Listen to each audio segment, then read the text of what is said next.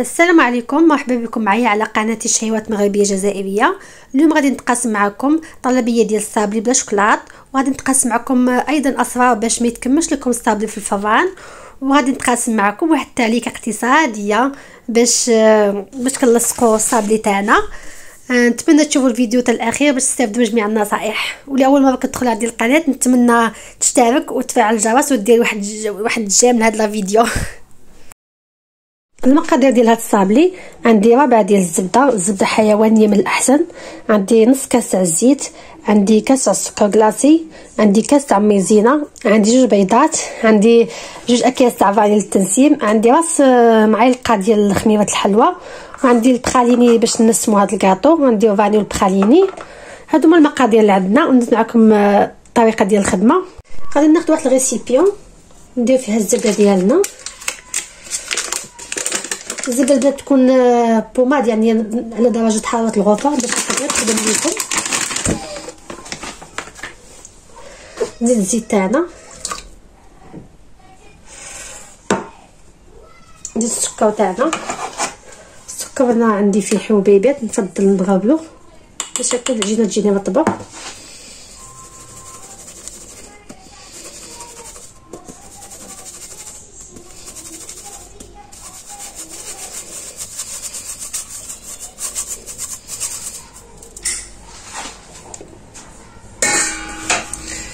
نخدم الخليط تاعي بالباتور.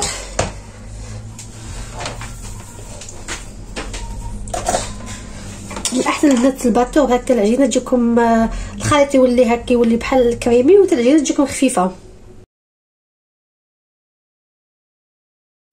كما كتشوفوا غنخدم اول حاجه غنخدم الزبده مع الزيت والسكر كلاصي حتى يولي الخليط كريمي، ومن بعد غنزيدوا البيضات تاعنا، يعني طلعوهم مزيان بالباتور حتى تشوفوا يعني الخليط نسجم لكم مزيان.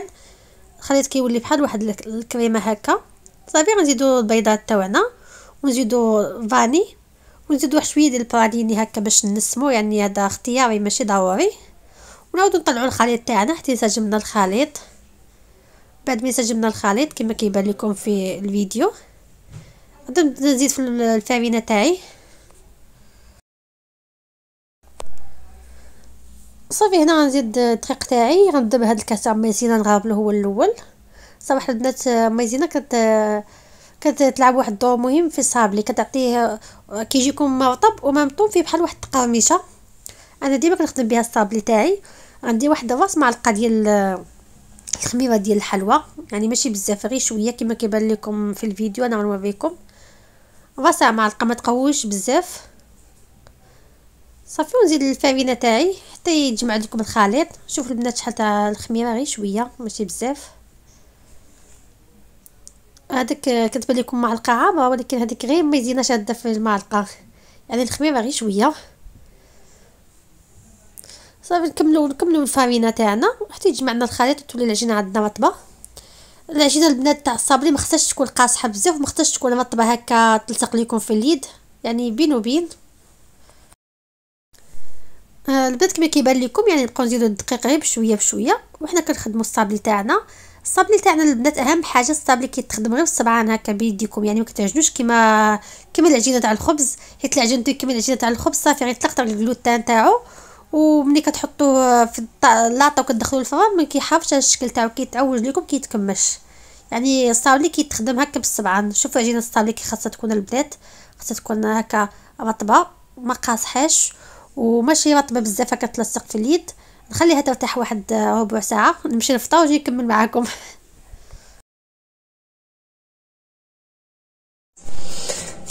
بعد ما تحطنا العجينه تاعنا خلينا نحطوا الساشيات، وحده غندوها لتحت وحده لفوق باش تخدموا الصابلي تاعنا. صافي نطرحوا هكا بيديا ونكمل بالمدلك.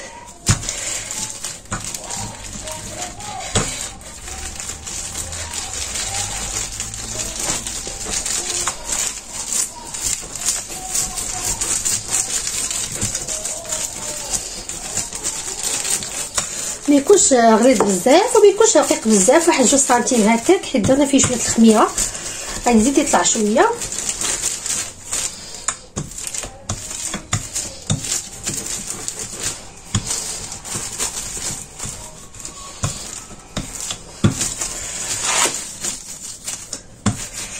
نحاول العجينه تكون سمك واحد باش الحبات يجيونا طاي وحده، يعني ما تجيش وحده غليظه وحده رقيقه.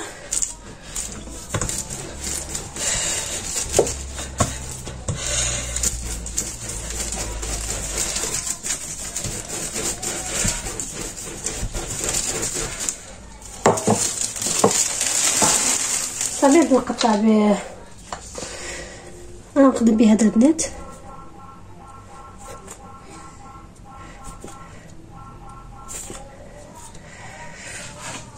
باش تبدا كيتلصق لكم ولا شي حاجه في العجينه ديروها في الدقيق هكايا وكملوا.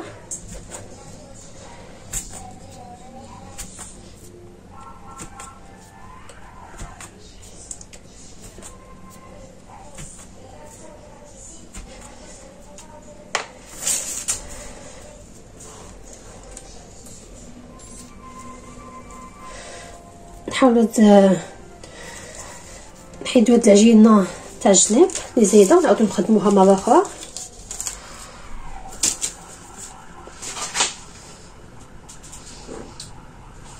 نشعل البنات الفران يسخن 170 درجه، نزبل الحبه بالحبه في الصابلي تاعنا.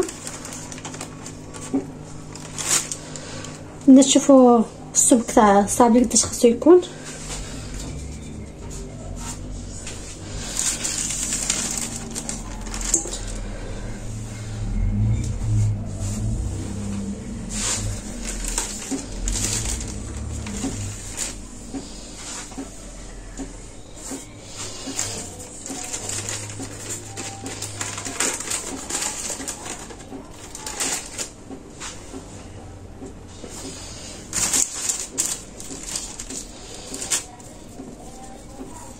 هادي البنات جمعوها ومن بعد عاودو خدموا بها، يعني ماشي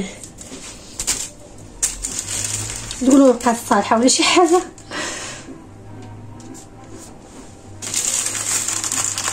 دي اول مره كتخدم صابلي، اما اللي حلويات راه عارفين.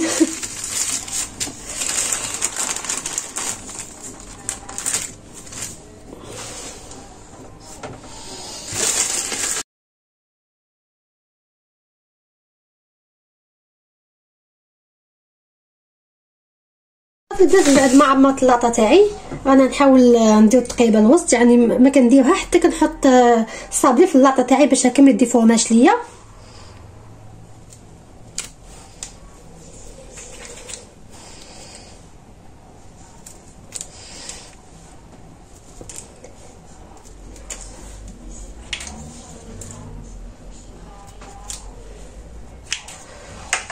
صافي البنات هذا هو الصابلي تاعنا.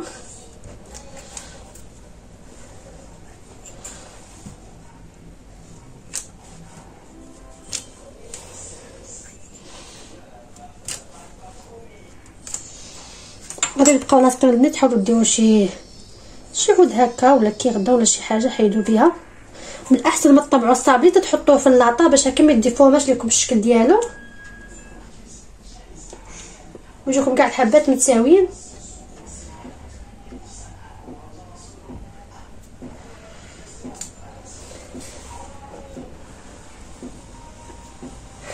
صافي البنات انا غندخل الفران، راني ديجا شعلته يسخن 170 درجه وملي يطيب نشوفوا، يعني نشعل عليه عافيه من التحت، ملي يبان لكم بدا يتحمر شعلوا عليه شويه صفار من الفوق وخرجوه.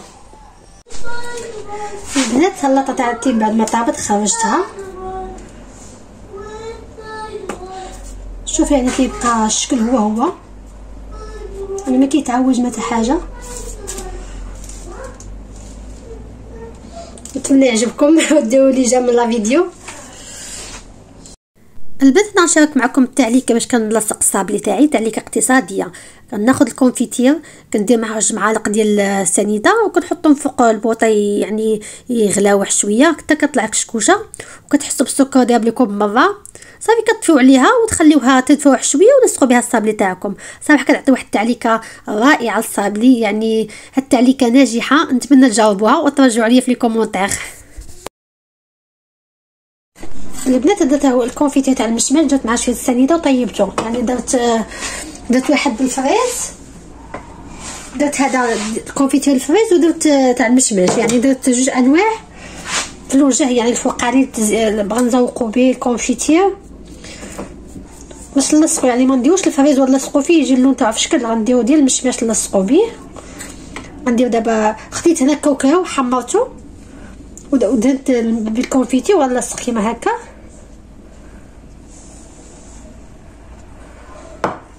شوف البنات حاولوا تضغطوا مزيان باش الكاوكاو يلصق مزيان. انا درت نص بيلوز ايفيلو، غندير نص الكاوكاو غنزوق شويه نلعبوا على الديكوراسيون.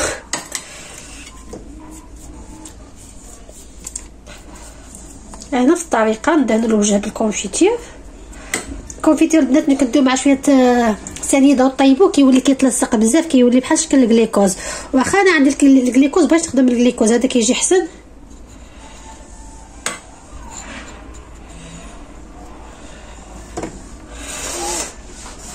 ونبقاو بنفس الطريقه حتى نكملوا كاع الكونتيتي اللي عندنا.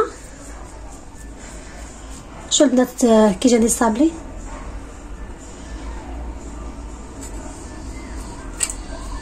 جاني ناجح صراحه، جاني غزال.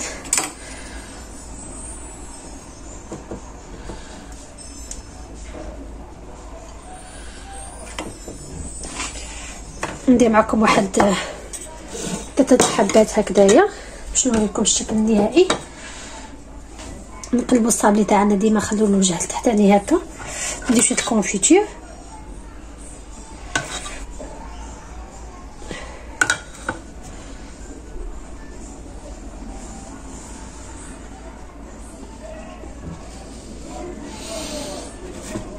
ندير حبه وحده اخرى. هذا الكونفيتير البنات شويه غيجمد بوحدو، واخا كيبان لكم ديما جاري ملي كيبرد كيجمد.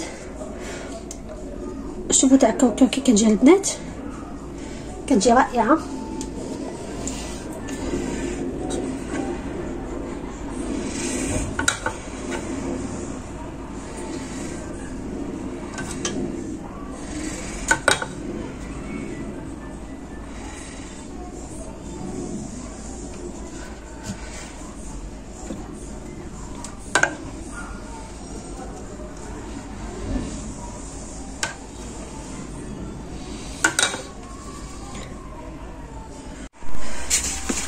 البنات الصابلي تاعي من بعد ما وجدت نص بلوز ايفيلي نص بالكاوكاو، قلت نزيد ندير واحد الشكل اخر. شد هاد الحبات تاع الصابلي تاعنا نرش عليهم سكر كلاصي. نحاول ندير هاد الباكيت هنا باش السكر يبقى ليا في الباكيت.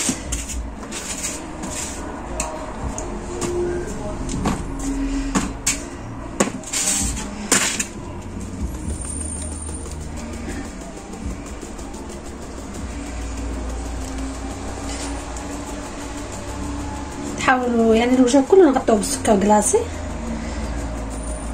نبدلو شويه الديكور. خطرات العين كتاكل قبل الفم، يعني ولادهم كي يشوف شي حاجه يعني كتعجبو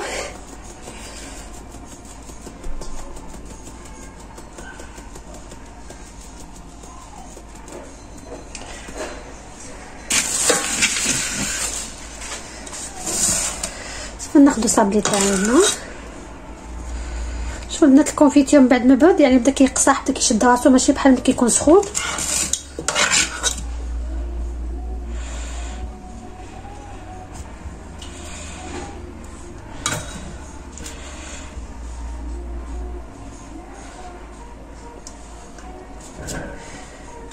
صراحه البنات هاد الشكل تاع السكر كلاصي كيجي رائع، كيجي غزال في الشكل. غير هويا حطيتيه حدا شي حلوه اخرى ولا كيقدر يوسخها بالسكر. السكر كيبقى يدبدب راكم عارفين.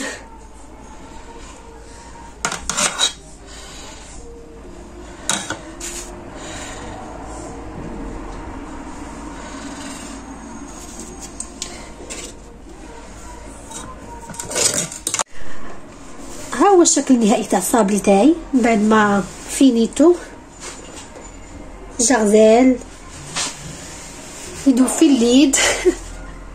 فينيتو تا هي جات غزاله. شوفوا الحبات كيفاش جاو.